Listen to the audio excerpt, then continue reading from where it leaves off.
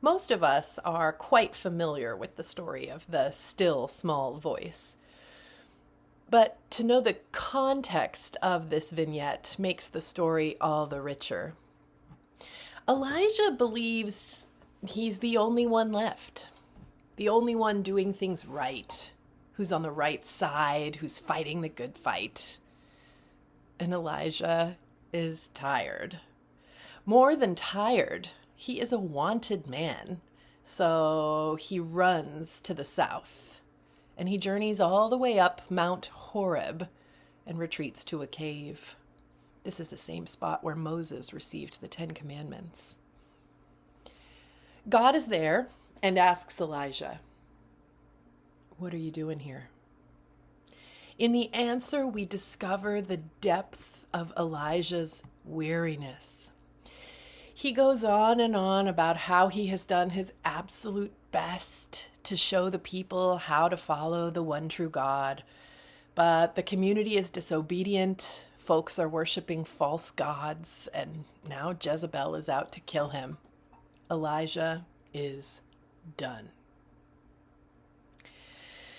And God says, "Go outside.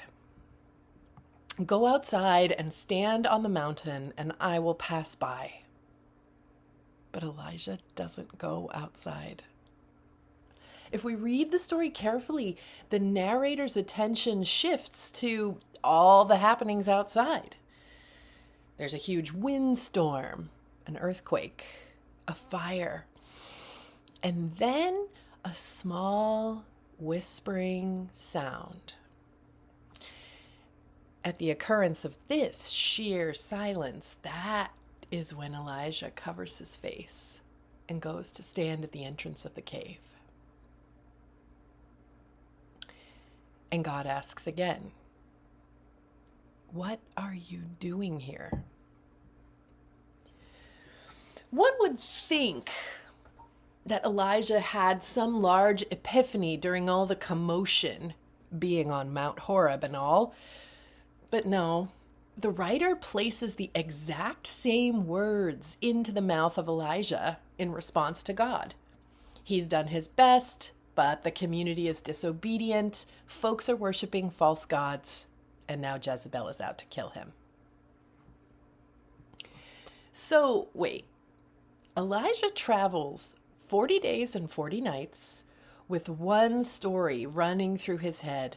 I'm a failure. The mission is a failure. He gets to the top of the holiest mountain, lives through a windstorm, earthquake, fire, and then a sheer, shimmering silence.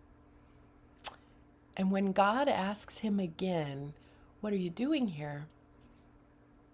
Elijah's telling the same story? All due respect to Elijah, but maybe he's not the one to pay attention to in this particular case.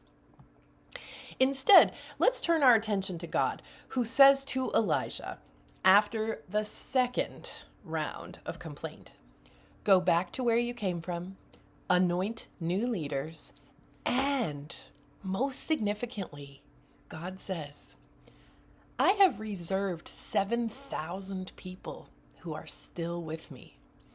They have not bowed to false prophets. They are still here for me and my mission.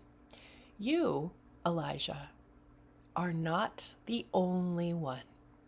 You are not a failure, and my mission is not a failure.